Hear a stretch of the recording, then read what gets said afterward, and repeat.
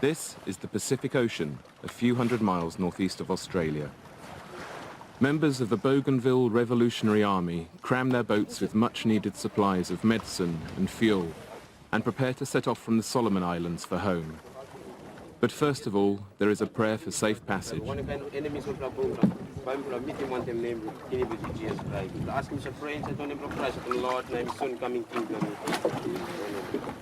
Their prayers, I know, will be needed, because home for these BRA guerrillas is the little-known island of Bougainville, where they're fighting an even lesser-known war of independence with Papua New Guinea. For 7 years, Papua New Guinea has blockaded the island. Its gunboats and helicopters patrol these waters with shoot-to-kill orders, which means we have a 3-hour gauntlet to run. I'm here because this is a war for which Britain is also responsible. It was the huge mine that a British company dug on Bougainville which provoked the fighting, and it was Britain's casual redrawing of the border a century ago that turned it into war. Breaking down on that border as we enter Papua New Guinea sea space seems about the worst place to do so. I scan the horizon for gunboats, knowing we're carrying so much fuel that just a stray bullet will be enough to fry us. The horizon, however, stays serene. This is a route that's cost many lives, yet it's Bougainville's only channel to the outside world. It is also the only way in to the longest and bloodiest conflict in the Pacific since World War II. Just as we near the island, the horizon loses its serenity.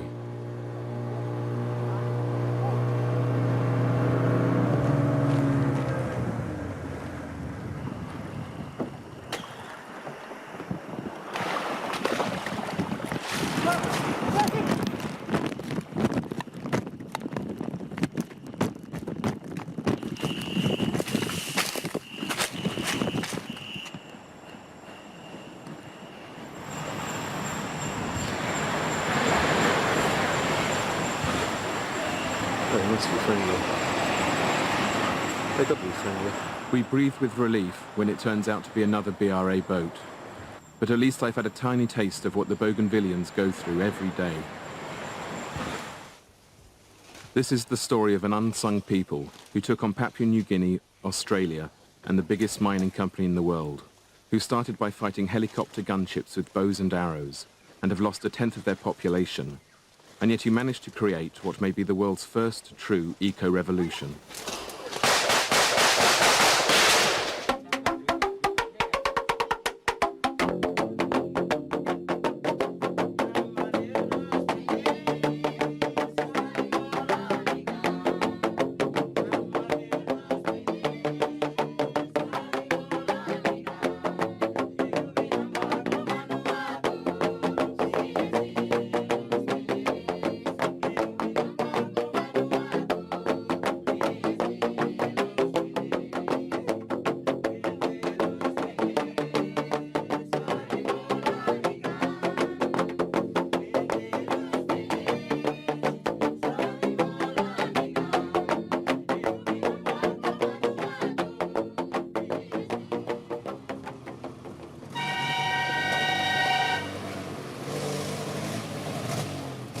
The next morning, we find ourselves in the hands of Bougainville Revolutionary Army Commander Ismail Toroama. Our main goal is to get to President Francis Ona, the elusive man who started the revolution. But for the moment, Ismail's capable hands will certainly do. I'm amazed to find him driving everywhere, as the fuel the BRA get into their boats can't go far. But that's a trick I won't find out till later. Ismail was a mechanic before the war. Now people call him the Bougainville Ninja.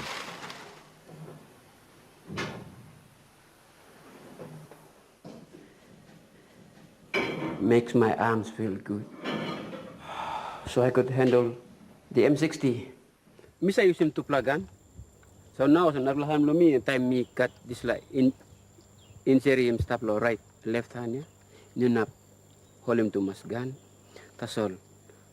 Emi also 1 year tasol now since me kiss him this like incident. Iplas tanablo beach front.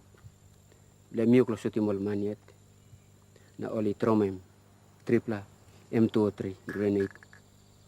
Only launching me come, one plane missing me, number 2 missing me, number 3 missing me, number 4 one come pass lo hand blow me. Hanya only nak chop him. I mean know what use, I mean useless. That's all. Just because me play believe lo one something me play lo fight long him, and me help him me play. We're the first people ever to film Ishmael and his men, yet I don't get the feeling he really trusts us. His way of getting closer is a kind of baptism of fire, if gentler than those he gives both Papua New Guinea's soldiers and the men he's training on this patrol.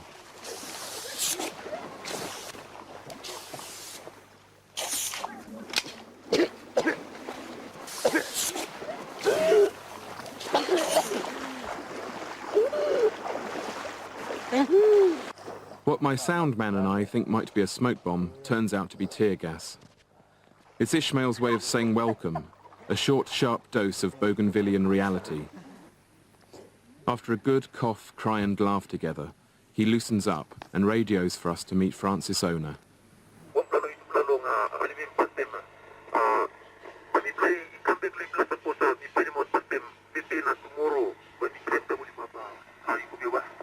Yeah, Rocha, make him good lolo ta work.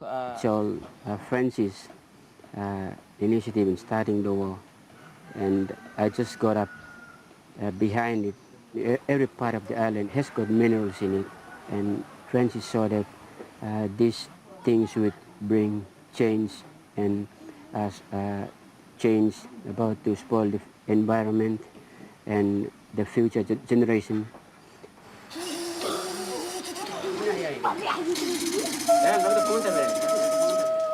But before we leave, Ishmael gets second thoughts about us seeing Francis. A makeshift generator has blown up one of our camera batteries while it was charging. Last night when I slept, God told me that tomorrow there will be something happen. And all of a sudden the battery blew up. I made up my mind to tell you that you will not go to Francis Ona. Otherwise you face some problems there because your battery blew up. It's another glimpse of the strange grip that God and superstition hold over Bougainville. Since the boat trip in, I'm no longer inclined to laugh at superstition, but I explain that if TV crews read all the things that go wrong as bad omens, then the medium would cease to exist. Reluctantly, Ishmael concedes to our heathen ignorance. He gives us the 2 days of torturous uphill clambering that will take us to Francis Ona and the heart of the war. When I'm not gasping for air, I get an idea of why the Bougainvillians have such fierce reverence for the place they call Mekamui, or Sacred Island, and why they could no longer sit by and watch its minerals being plundered. We have seen our valleys, we have seen our forest, we have seen our rivers, beautiful trees, beautiful forest, literally thrown into dust, and we will not allow that to happen. En route to Francis, we come across his vice president, Joseph Kabui, who puts the history of the place into perspective for us. Ever since the French explorer Louis de Bougainville put his name on the map in 1768, the island has gone through an endless game of colonial pass-the-parcel. Geographically, ethnically and culturally, it was always part of the Solomon Islands, but 100 years ago, the imperial powers decided to change all that. The situation that we are in is not only unique for Bougainville. I mean, there are many African countries that the superpowers, merely just carve them out. Put a line right through and say, okay, this part belongs to you, this part belongs to me. A deal was struck between Germany and Britain.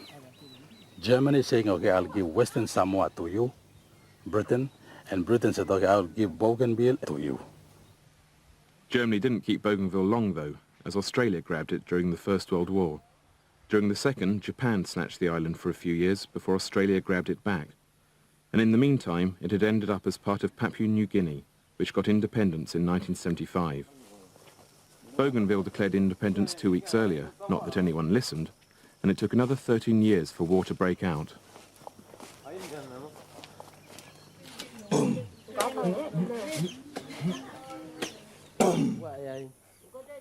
At last we find the man who can really explain why things suddenly changed.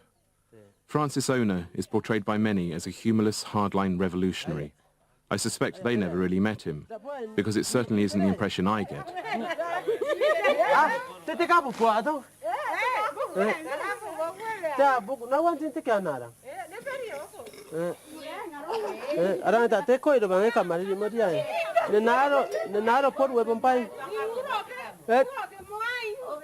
So this is Papua New Guinea's public enemy number one. All right. When he's not running either the war or the self-declared Republic of Bougainville, Francis goes gardening. My fighting on Bougainville based on these factors. One, that is, we are fighting for man and his culture. And two, land and environment. And the third one is independent. Francis used to work for a mining company called Bougainville Copper Limited. It was a company he would later destroy. The reason, as it's always been on Bougainville, was the land and the bounty it holds.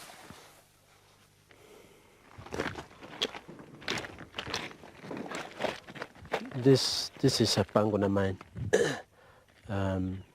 It's development that has been taken, place starting back in 1960s. My people here were very ignorant, and they didn't know that in the future there would be a very big mine here, which is very destructive. Before reaching the final layers of overburden, they cleared 550 acres of jungle and sluiced away the unconsolidated volcanic rock and ash. Bougainville Copper Limited, or BCL, is mainly owned by an Australian subsidiary of the world's mining giant, Britain's Rio Tinto Zinc. In 1967, the company was given the go-ahead to excavate what was then the world's biggest open-cast copper mine, 500 metres deep and covering about 7 square kilometres, or the size of London's West End, where Rio Tinto's headquarters are based. It turned out to be a disastrous mistake, especially as they dug the hole right beneath Francis's village. In Bougainville, you don't come between the people and their land. We Bougainvillians, we rely on our land. Land is our lifeline, land is our mother, and it's our protection. This place was a very big jungle with, which is a hunting ground for the people of this area. We had big trees, Also, there was a very big hill here. Right in the middle here, there was a very big hill, much higher than the top of those mountains up there. And now it's all disappeared. So now this land, which belongs to people, my people, is now become abandoned land. And I don't know how we're going to use this land back again.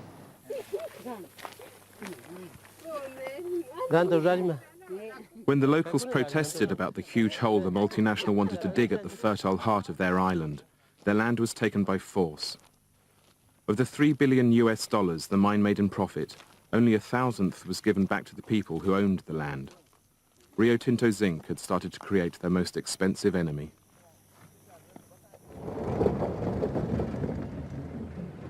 In the meantime, the inhabitants were shunted off into makeshift resettlements on desolate ground.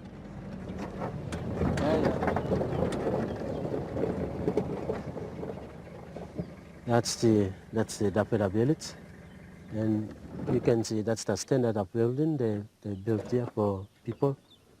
It's really like a shanty town. BCL was not been too much genuine to how we can resettle the people. This school was built by people themselves. Even the company and the government, they did not give any support. Just imagine, right in the middle of the giant copper mine, multi-million, worth, and here we are, people building their own schools, out of their own pockets. But the thing that really stuck in the craw of the Bougainvillians was the pollution spilling over their land. Waste from the mine to the tune of about 1 billion tons ended up flowing down the Jaba River, contaminating it with copper, mercury, lead and arsenic. It killed off the wildlife and turned whole forests into moonscape. The land still bears the garish scars. This is where all the pollution have been drained from the Panguna mine. You cannot drink water now down there. There are no fish, virtually nothing. And this will be maybe for next 200 years. This whole river system has been destroyed, and even you can't swim into this river. Things hit boiling point in late 1988 when the Young Landowners Association, led by Francis, demanded both the closure of the mine and $10 billion in damages. The story goes that the BCL management laughed at them, $10 billion being far more than the mine was worth. Francis did not like being laughed at. He left the meeting in a hurry, broke into the local mining depot, and stole 50 kilos of high explosives. He and his friends had decided to close down the mine themselves, with some well-targeted sabotage. Panicked about losing what was nearly half of its export earnings, Papua New Guinea sent in the riot police. They burnt down homes, beat people up, killed a few, and generally created enough backlash to provide Francis's fledgling guerrilla force with all the recruits it needed. Ragtag bunch though the Bougainville Revolutionary Army were, their very name showed they were now raising the stakes. They didn't just want the mine closed down, they wanted independence too. It was all getting a bit much for the riot squad, so in came the army, the Papua New Guinea Defence Force. Rio Tinto Zinc abandoned the mine, and a David and Goliath war was on, with BRA Stones and Slings versus PNG helicopters. It was then that Francis realised they weren't fighting just Papua New Guinea, but Australia as well. Australia's ex-colonial interests meant it was already training and arming the PNGDF. Now it also suspended a Foreign Crimes Act, allowing its pilots to fly the helicopters it suddenly supplied. Helicopters that were quickly turned into gunships and trained mainly on an unarmed population. Faced with such brutal and powerful weaponry, the Bougainvillians are forced into the first of a long list of innovations. This is the first homemade equipment that we made to start the fight, start the war. We got a sling here, and you get this sling hooked on here, put a arrow in there that goes in through that pipe, you know, and when you prick at this up, it goes up and arrow applies. We make our own guns using all the material all around the place, been left by also in the Panguna. Pick them up and then used to build, cut down all the machines, cut down all the pieces and join them together. Like this one, all this has been made here, and we double them, made in Mekamui, and it's got a serial number. So if part of the equipment is been destroyed in the field, they can come back and then build their own guns. And this is how we build confidence in the force. So just imagine, with one cylinder weapon, winning a SRR, and from that single SRR, we went on to winning now virtually about 200 to 300 very powerful weapons. This one is resting now, having a holiday or whatever. Resting for good, yeah.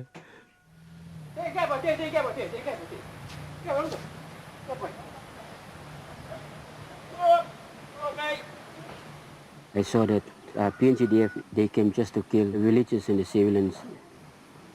I went out to Panguna and I saw Francis, asked him where are the weapons, and he told me there is no weapon. We will only start with bows and arrows and stones and sticks. I did the training myself, the tactics, the tricks, they're mine, and we made and put everything into action, and we captured 2 high-powered rifles. The boys saw how I fought, and they thought that I was a good leader, so they started following me.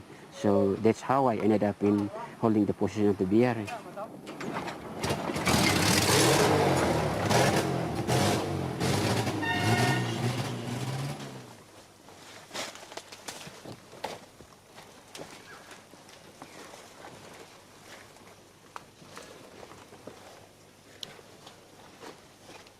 There are no clear front lines in the jungle. Even though they've made it their own, Ishmael and his boys know the PNGDF may never be far away.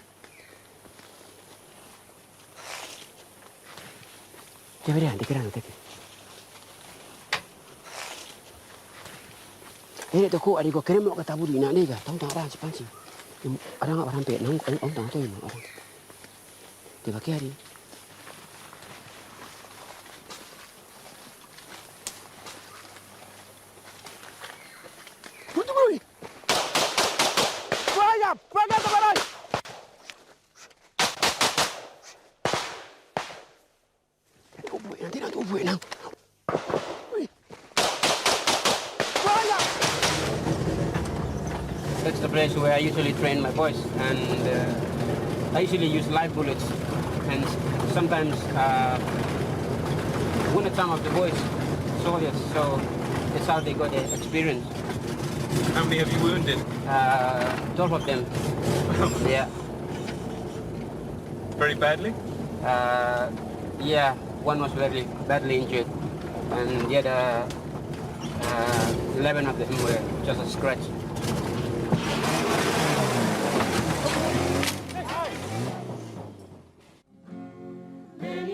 Around 15,000 Bougainvillians have been killed during the war, out of a population only 10 times that. Yet most haven't been slaughtered by Papua New Guinea Defence Force munitions, like these ones mortared during a church service. The majority have died from the lack of essential supplies created by Papua New Guinea and Australia's most insidious weapon, the 7-year siege of the island. By early 1990, the PNGDF was losing control of most of Bougainville, so it decided to establish a sea blockade around the island, which it hoped would turn the population against the Bougainville Revolutionary Army. As a quick glance at history could have predicted, quite the opposite happened. With bodies piling up from the lack of food, shelter and medicine, the BRA and the people rose against the challenge of the blockade together. Forced to learn the hard way that necessity is the mother of invention, their solutions came from the land. With the blockade being imposed by Papua New Guinea government, we found that every family must be self-sufficient for the foodstuff. That's why we have to make our own gardens. We got shifting cultivation type of gardening here, and we have integrated mainly every crop, every food crop that we can find. William was a businessman. Now a refugee from PNG-held territory, he shows us the green fingers he's had to develop. This whole area is full of gardens. How the people here survive because the soil is so rich. It doesn't matter if you're going to do the garden farming on one area, single area, we're still going to get fruit. Fruit is still going to go on garden. What garden we got? We got sweet potato, we got bananas, we got cassava, and we got a lot of taros. We planted sugar cane, and then we got pawpaws. We got a lot of yams around here. Onion, corns and tomatoes, peanut, potatoes. People, it's very hard for them to hungry. People in Bougainville alone, they survive. That's why we say we can't depend on other people. We got a blessing. Gardens from here is no end. And you got bush from the river up to another mountain. As you see, the whole green is all over. That's Bougainville.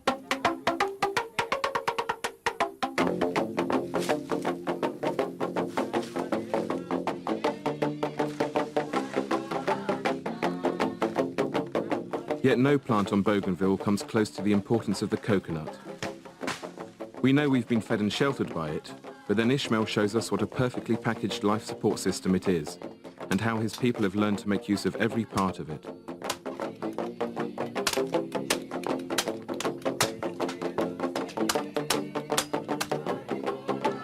What of coconut? Now we got a lot of iron, very strong now about. Skim longan, squeeze him, put him low fire. The time you hot, you can squeeze him. Now suppose you got soa, you na put him low soa.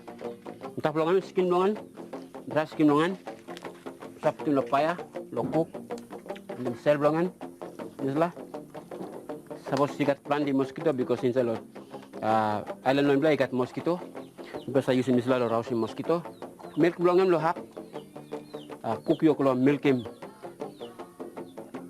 Coconut milk by like cook him kumu. Coconut oil lo lam.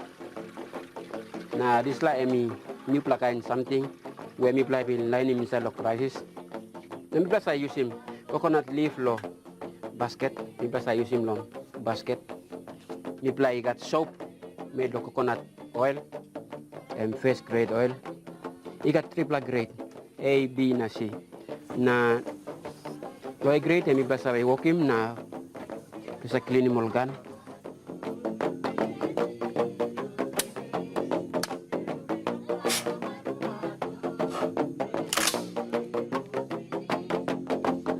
In a war for the environment, it helps to have the environment on your side.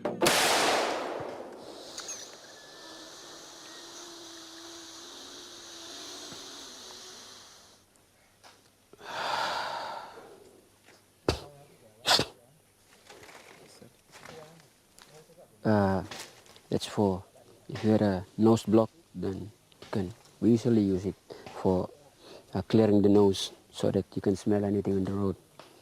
Just like enemies come, you can just smell them. When we found that we didn't have very effective equipment, we developed our own booby traps.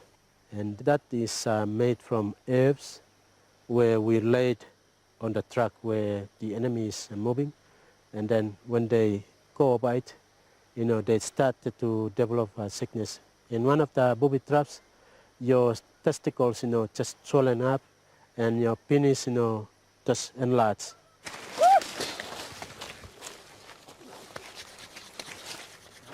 But it's for healing rather than hurting that the Bougainvillians have developed the bush medicine of their ancestors. With the PNGDF driving much of the population into the jungle, thousands were dying in unsanitized childbirth and from preventable diseases like malaria, pneumonia and dysentery. Tetanus from a badly handled machete, for instance, could prove lethal before the islanders once again made the land their ally.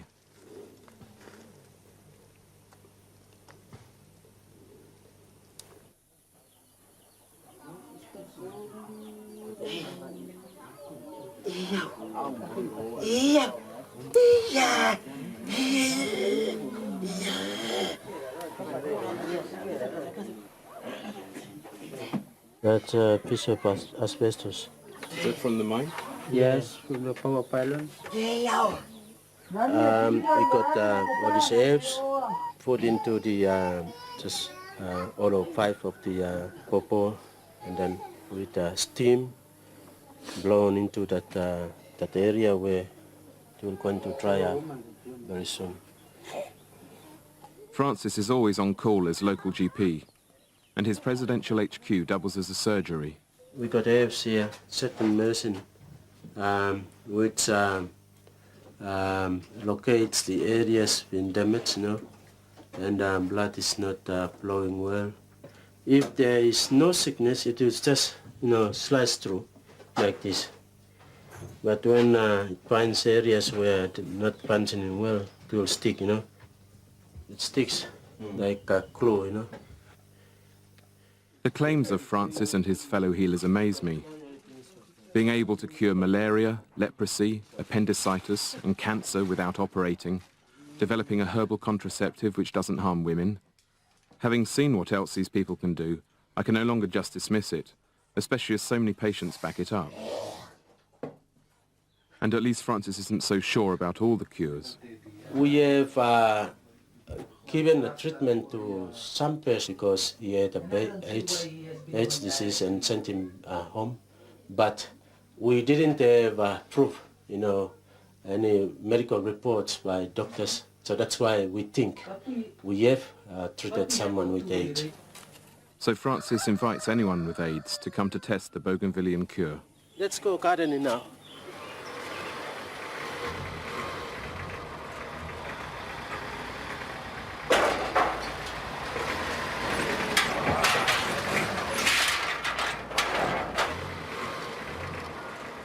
Besides what they get from the land, the islanders have found uses for absolutely anything that Bougainville Copper Limited and its employees left behind. Though in a place where the infrastructure's gone to pot, things constantly require improvised repairs.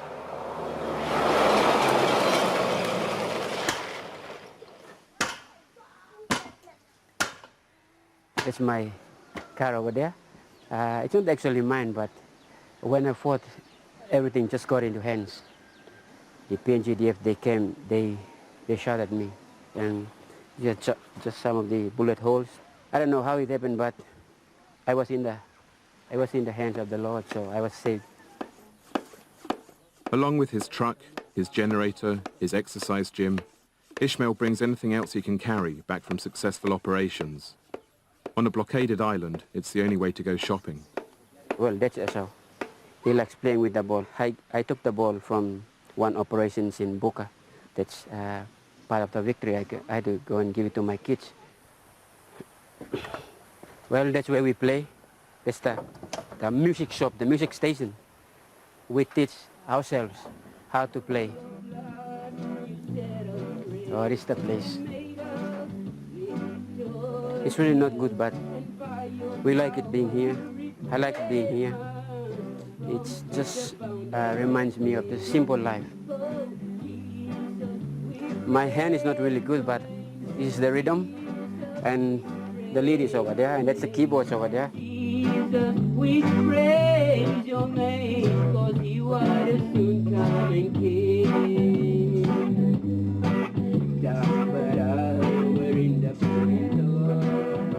The scavenger's mecca on Bougainville is the Panguna mine itself and the town built to house its workers. After devastating it to make sure the miners never returned, Francis and his fellow villagers ended up having to go back to salvage anything not rooted in concrete. Because along with getting the Bougainvillians to start from scratch with food and medicine, the PNGDF also burnt down many of their houses and gave them that problem to solve. We have to make our own logs. So what we do is we go down to Panguna and get all the logs and strip them out and make our own keys using all the rubbish from the Panguna mine. We can build good houses. As you can see, bits and pieces of lighting up houses. Switch boxes. I know these people can make something out of nothing, but I still can't work out how they can light whole villages. William laughs and takes us to his local workshop. As you see, all the parts and all the machines, like a water pump, it's a barbed wire. We've got something to do with it, because some people, they might throw it away. We don't. We collect parts. We can make things out of it. The islanders have dragged the mine's debris, sometimes for weeks across the mountains, to create this sort of setup. And it's in places like this that they've cobbled together their own ecological power supply, hydroelectricity. Okay, these are the intakes pipes for the hydro, and from there it goes right down to the generator itself.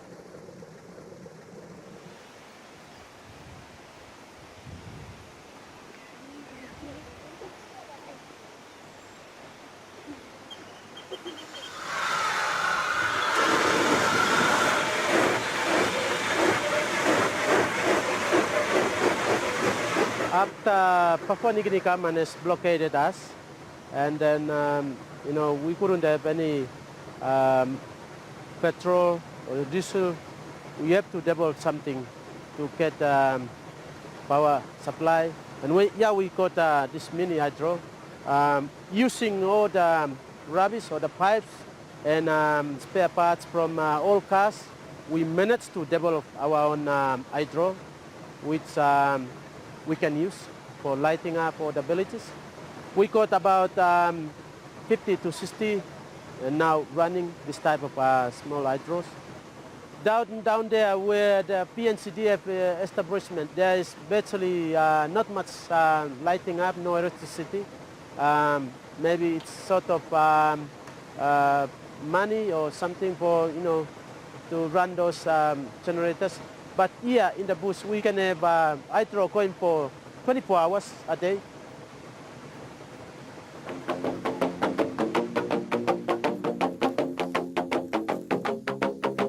I think with the blockade still on, that would be very nice. Because then we'll be learning more and more and advance into near future so that new things will come, new ideas grow.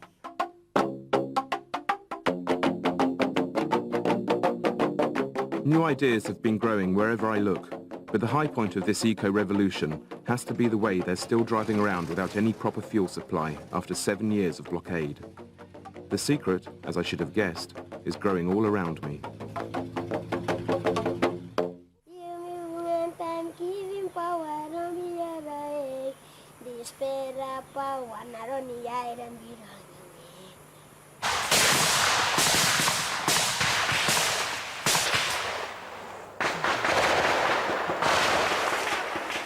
Francis once stated that the war against Papua New Guinea could be won in a week. The war against Australia, that'd take a little bit longer. And by 1996, the Bougainville Revolutionary Army was winning. PNG's last big offensive turned into its biggest rout. And when we get to the island, the BRA hold about 80% of the territory.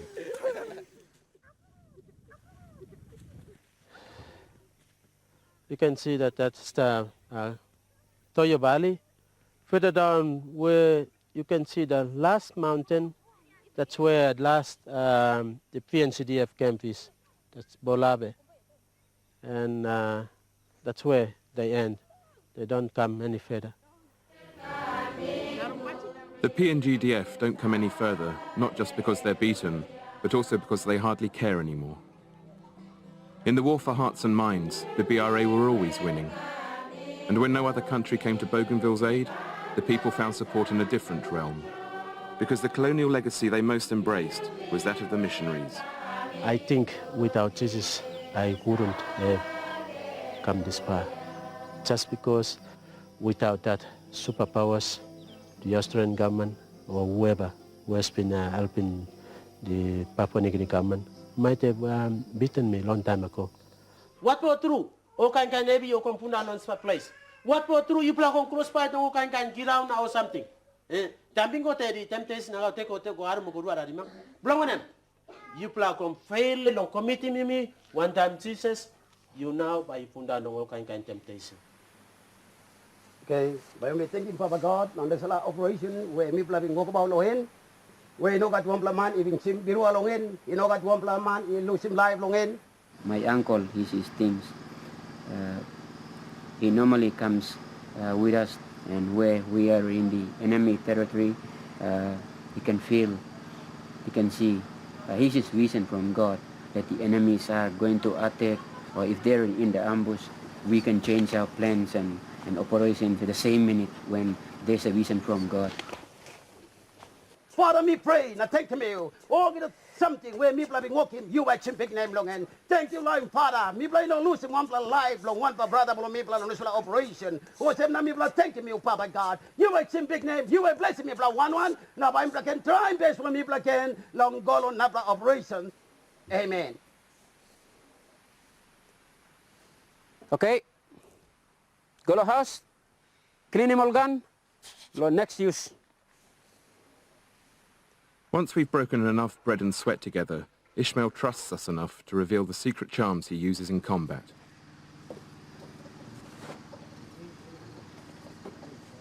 We use it for poisoning the gun.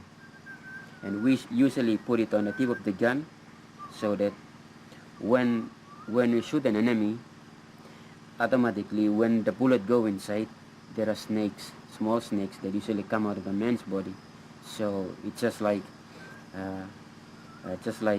we are poisoning them. But God's power is unlimited. It's just like when you charge a battery into you put into a charging device, then it charges more power. Then that is what I've learned, and I give up hope in using this. Now that Ishmael sees our camera batteries in a more positive way, he lets us in further. I'm not proud to be a fighter. I'm proud because my name's written in the book of life. Yeah, and I'm saved, and that is what I'm proud of. It's just like a miracle that God helped me while I was injured here. When I laid down, the Lord spoke to me and said, "You're only half an inch away from death." So I said, "Yes, I'll choose you, and I'm going to follow you." That's why I really want to be some kind of a man who's preaching the gospel. It's just a miracle that God has saved Bougainville.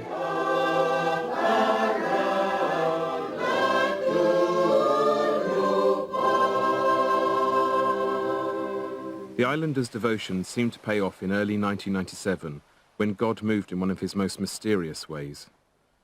Papua New Guinea basically admitted defeat by hiring mercenaries to do what the PNGDF couldn't. It forked out $36 million to the London-based company Sandline International and presented the BRA with the biggest armed threat it had ever faced. And then, lo and behold, the PNGDF itself came to Bougainville's aid.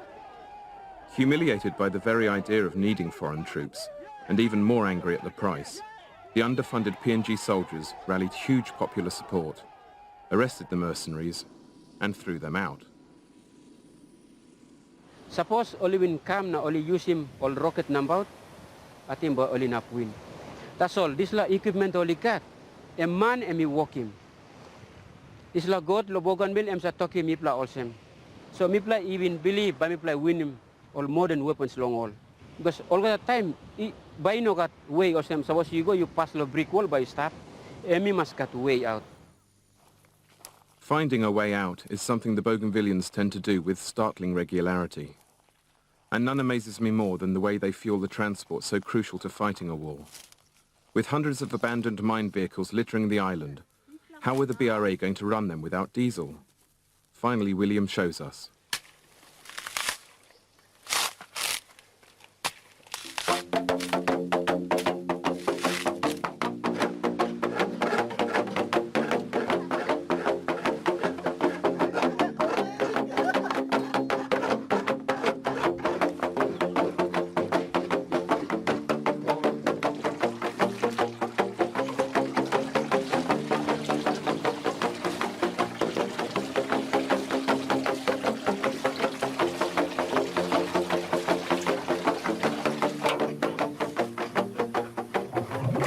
This is the complete thing of scraping the coconut, from scraping to squeeze to ferment, and then the last thing to cook the oil, the 1 liter oil, maybe about 15 dry coconut for a liter.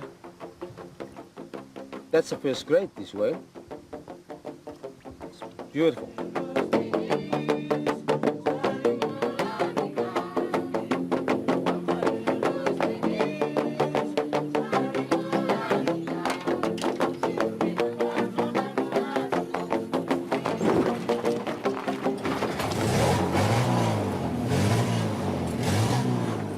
Not only is coconut oil far less polluting than diesel, you also get double the mileage. Ishmael laughs that after the war, they're really going to scare Esso and Shell. Coconut ni kay kamap lo nervous states lo island lo mipa. Suppose coconut inogat sambla hap lo revolution minating by mi play na kamap lo these states. And everyone here is convinced that what they've achieved despite having everything against them proves beyond doubt that they can run their own state, especially with all the ecological innovations they're sworn to developing further when they become independent. With the closure of the mine, we have been blessed. We have been blessed. We've been blessed to see, abundance of food. We've been blessed with, breathing fresh air. If we win this, certainly it's going to become quite an important precedent. In fact, Bougainville has already become a precedent, inspiring many other Pacific communities having holes dug in their backyards. Across the region, resistance to and compensation from ecological devastation has upped considerably. And when, thanks to the mercenary debacle, the news broke of this obscure bunch of islanders beating Papua New Guinea and Australia and Rio Tinto Zinc, suddenly the international community got interested in beginning peace talks in mid-1997.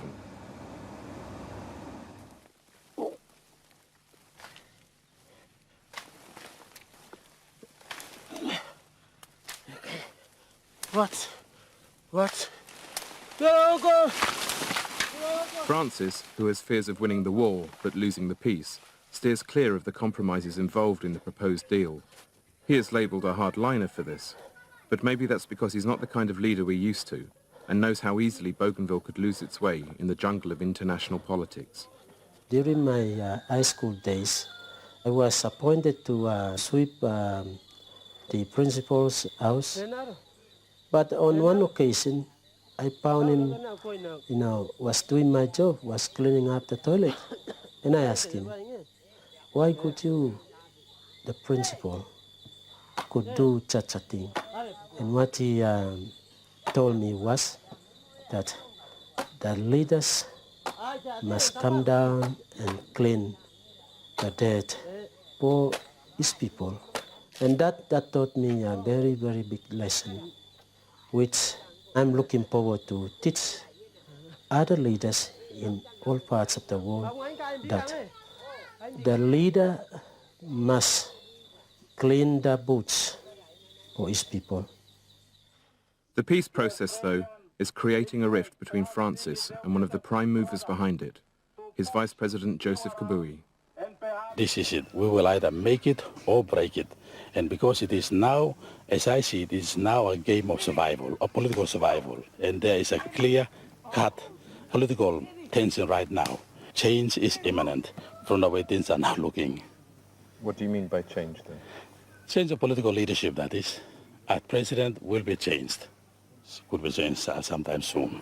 And who would be the new president? Well, it's up to people to decide, and up to BRA to decide. So we will wait and see how things will go about. But it will probably be you, will it? Well, if it comes to me, I'm ready and willing. Joseph also has Ishmael's support. But despite their different methods, they and Francis definitely have the same end in mind: independence with a capital I. Without independence, we are looking at more bloodshed. We are looking at more destruction of Bougainville through the means of, the Papua New Guinea government and Australian government, because they got a mining interest. They'll bring back all the multinational companies that destruct all the land, and it's that freedom, it's that peace. Islam mine am not up because am by giving problem lo all future generation lo mipla lo Bougainville. Na mipla ino like this la by come up. No go to lime lo mipla lo behind time all by looking na all by talk sem. All forefathers lo mipla all inobin making mipla by mipla sin down also. All in bagarapi mipla trauma mipla, that's why mipla end up also. Men on this earth, on planet Earth, depend on land, depend on environment. And I wish to ask everyone, every leader of any nation, to take care and take care of the land so that people on this planet Earth can be saved. The future, rather than tales of past woes, is what all the Bougainvillians I've met focus upon. Despite the destruction of their land, 8 years of isolation, untold atrocities, and up to 15,000 deaths, the impression I take home is of a people who don't seem to know the meaning of self-pity, let alone pessimism. Before we leave to run the blockade on our way out, Francis sends us off with one of the songs he writes for his regular communal sing-sings.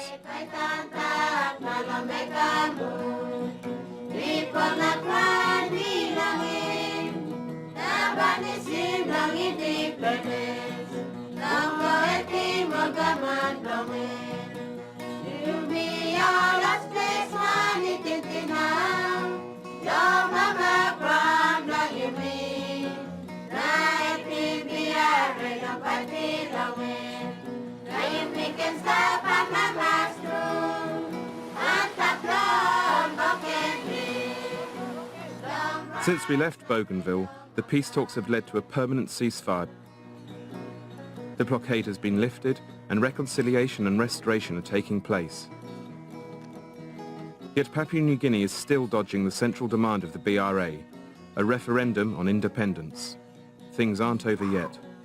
But whatever happens, when it comes to self-help and ecology, the Bougainvillians have already given the world many lessons it can learn, if it ever chooses to. So I used to thank Papua New Guinea government for imposing a blockade, because if blockade wasn't imposed on Bougainville, we wouldn't develop this part. Nobody has been trained, but so natural talent that we are developing.